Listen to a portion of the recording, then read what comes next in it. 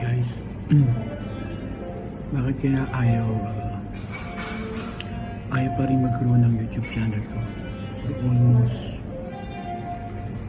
5 years na yung channel ko, hindi pa rin nag-grow. Hindi ko alam kung ano ang problema. Tinry ko naman yung lahat.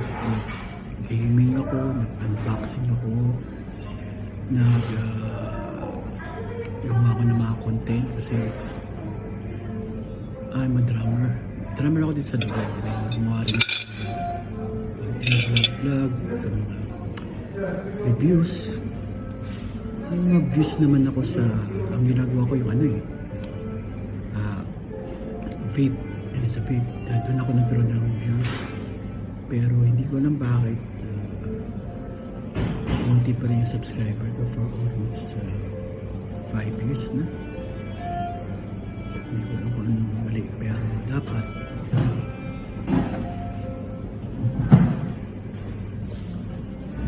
dito ako sa Manhattan sa